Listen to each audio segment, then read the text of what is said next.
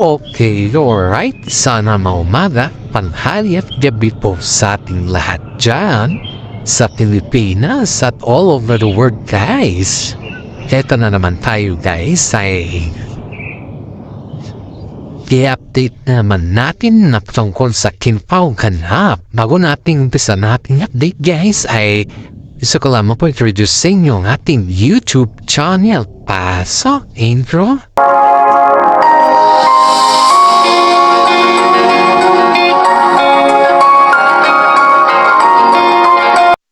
Okay, alright. Update po tayo sa kaganapan na box Kinpao for today, guys. Nakulisan po ay katagaling pala ni King Chusay siyang caravan dun sa Davao. Kitang-kita natin yung kanilang mga posts at sa mga iba pa niyang eksena sa kaganapan sa kanilang Instagram, guys. Ay nakikita natin din kung ano yung kanilang mga nangyayari sa buhay ni Kim.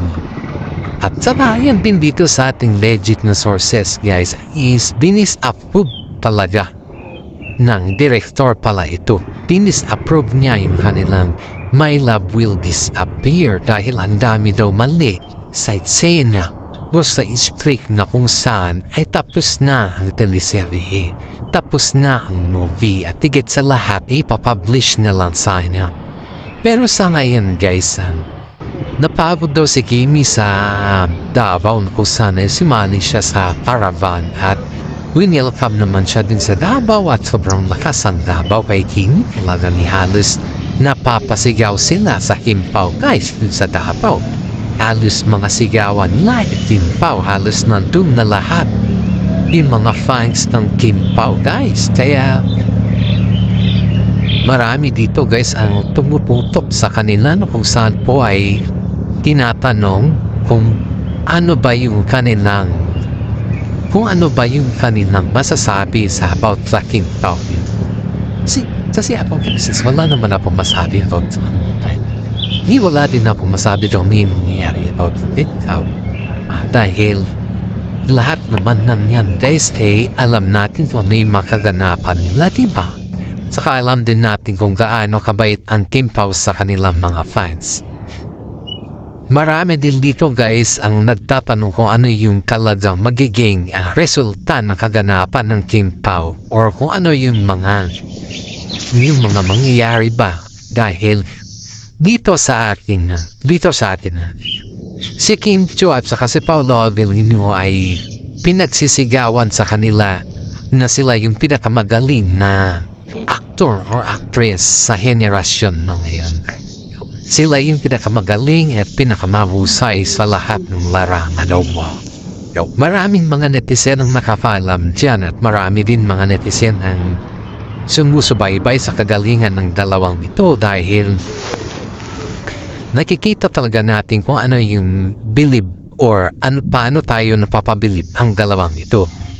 Kaya ayon dito sa ating mga nasagap na balita, guys, ay sinabi daw ni Kim Chiu at saka si Paolo Avellino na kung iyon daw yung magiging rason kung bakit uulitin daw nila ang mag-shooting ulit or mag-shoot ay okay lang daw sa kanila as long as na tama yung kanilang sinasabi na may mali sa script nila. At pero pag iyon ay gawa lang nila na may mali sa kanilang script, siguro naman hindi daw natutulog ang Diyos dahil ang Diyos ay palagi lang dyan para sa kanila. Which is tama naman na kung sa atin na sa ating lagay. Tama naman yung sinasabi ni Kim Chiu dahil hindi naman talaga natutulog ang Diyos kung sakali at alam naman din natin na sobrang mahal nila ang Kinpao. Yan po yung katotohanan dito, guys, na isipin mo sa kabila ng pag-reject nila sa movie ng Kinpao, may mga tao pa rin po na nagtatanong kung kumusta na ang Kinpao, kung ano na yung balita sa kanila, kung okay na ba sila, or okay na ba ang lahat, or ano pa yung magiging okay ba sa kanila. Kasi ang Star Cinema, guys, is parang kumbaga is maiproproduce ata na bagong movie bago ang Kinpao. Parang yun yung narinig natin Kasi pinagpepestahan na kasi ngayon may love will disappear nila at matagal na kasing nangyari yung shooting na yun eh. Ilang buwan din bago matapos. At ngayon kahit ganun po yung nangyari si Kim Pao guys ay may mga iba din naman silang racket na kumbaga ay mga mall tour. Kasama na dyan yung pamilya ni Paolo Avellino, tsaka si Kim Chiu at tsaka higit pa sa lahat ay may nababanggit po tayo dito or nasagap na pinabalita guys. Paki-confirm na lang kay Kim Chiu at si Paolo Avellino kasi kung totoo yung ating mga nasagap na balita ba, may nasagap tayo mga balita dito guys na before mag-Chinese New Year daw or sa taon na Chinese New Year ay lilipad daw sila Paolo Avellino at saka si Kim Chiu dito sa Hong Kong at parang pangkasahata sila sa Hong Kong kasi ang Chinese New Year naman dito sa Hong Kong guys is napakaganda. Dito mo makikita talaga yung drone na puputok ba dito sa Hong Kong yun eh. Kaya maraming mga netizen po ang nagsasabi na they are very blessed na makahanap ng ganon dahil ang daming nagkakagusto sa kanila. Ang daming mga senior citizen ang nagsasabi na yun talaga yung gusto nila pag may mga New Year or Chinese New Year ay sa Hong Kong sila pupunta kasi ang Hong Kong kasi dito nila makikita yung drone na pinakamaganda. Yan po yung sabi nila at ayon din po sa ating mga legit na sources ay para makaiwas daw sa gulo dahil sa nangyari sa kanila ay yan po ay para mapag-isipan ng Kim Pao na mag-vacation muna ng ilang araw ba baka maybe next week dahil malapit na po yung Chinese New Year so sa next week na siguro yung bakasyon na sinasabi nila guys kasi ang dami talaga nagtatanong dito guys kung ano na talaga yung nangyayari sa Kim Pao dahil hindi daw nila sukat akalain na habang ginaganap daw yung eksena ng Kim Pao guys ang dami daw nagtatanong ang daming napapatanong sa kanila kung bakit na-reject yung kanilang movie na kung saan naman hindi dapat ma-reject. Yun yung mga tanong dito guys. Yung mga tanong ng mga fans ng mga ibang fans ba pero hindi kasi yan nasasagot ng mga Kim Pao. Hindi nasasagot nila Kim Pao yan guys kasi hindi naman talaga nila din alam po bakit at anong klaseng script ba saan script yung kanilang kasi nasabing may ang daming mali. Wala naman alam to hindi naman nila alam kasi sila po ay kung ano lang po yung nasa script. Siyempre ina-aklam naman nila yan. Ang gumawa ng script na yan, yun dapat nila isisisi, hindi ang Kim Pao, diba? Ganun ang kadali yun guys, dapat isisisi nila kung sino yung writer na gumawa dun sa script na yun. Kaya maraming netizen po ang nangumusta si Kim Pao today dahil nga po, pati nga po do si Paolo Avellino ay nagkaroon ng parang pilit na lang yung nangyayari ba? Pilit na lang daw yung pagganap, pilit na kasi re-shooting na to guys. Ang ibig sabihin ng re-shooting guys ay yung unang shooting nila panulpa. Ang tanong ng mga netizen dito, yung diretsahang tanong, hindi naman nasasagot ng management dahil nga po pinagtapat pa nila isang director na kung saan yung sinasabi kasi dito sa director na to ay masyado sa sikat at napakagaling na director.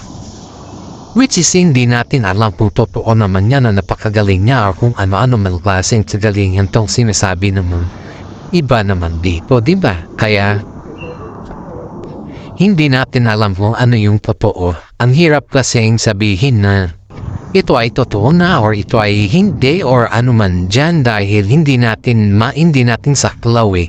Ang hirap magsalita guys patungkol sa magkaganapan na ganyan. Hirap na hirap tayo intindihin ka anong mayroon or kung ano man yung mga suggestion natin dahil pati ang Kim Pao guys ay nahihirapan din sa sistema o sa kaganapan sa kanila. Ito it first guys, ito yung pinakamatindi dito guys, yung gawin mong parang joke lang ang lahat samantala yung mismo gumaganap ng eksena ay nahihirapan dahil sa sarili mong interes at sa dahil din sa sarili mong propaganda na kung saan hindi dapat magawa yung ganun na bagay, di ba?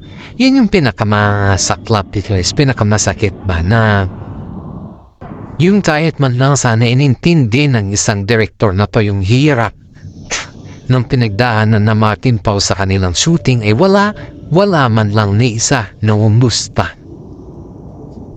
Kaya kitang-kita natin guys dito kahit kasagsagan talaga ng kalungkutan ay kasagsagan din ng kanilang kasikatan ay makikita mo dito kung ano yung talagang sinasabi nila. Ang hirap guys. Ang hirap na yung i-refuse nila ang iyong ipapalabas na movie kung saan naman okay na ang lahat at ipublish na lang sana. Pero ang hirap ng ganitong sitwasyon is yung sasabihin lang sa'yo on the spot. Kaya itong si Kim Pao, mga si Paolo Avellino at saka si Kim Chiu ay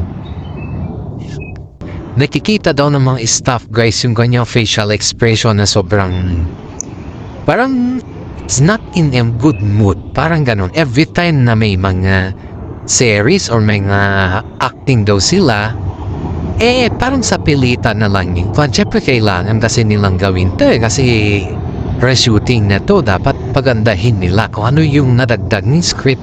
Yun na naman yung gawin nilang script. Dahil nga ni-refuse sila, diba? Dahil nga inayawan sila ng isang napakagaling na director. Akala mo sobrang galing. Kakabisit din paminsan-minsan yung sobrang talino mo na hindi mo maintindihan kung saan galing yung talino mo. Kuno, diba? Ako ay galit na galit sa mga taong ganyan na nagmamarunong. Na hindi, ba't kasi hindi niya pakialaman yung sarili niya, ba't pakialaman niya pa yung iba, diba?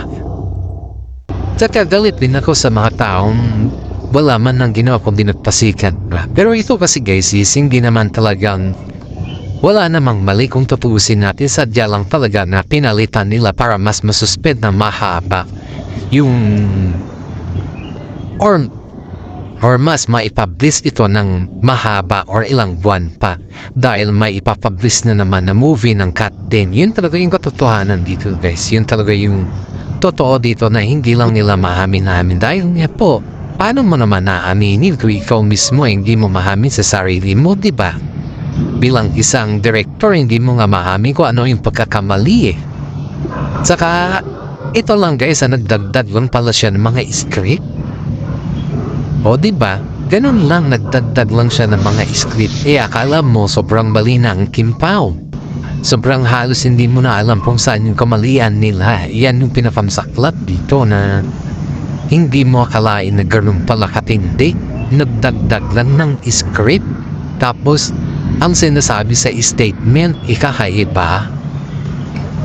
Yan din po yung opinion natin dito guys. Sumayon dito sa ating legit na sources na parang nakikitaan kasi natin sila na hindi tama na yung ginagawa nila. Hindi na maayos yung ginagawa nila. Tigit sa lahat ay masyado ng mali kung tutusin natin.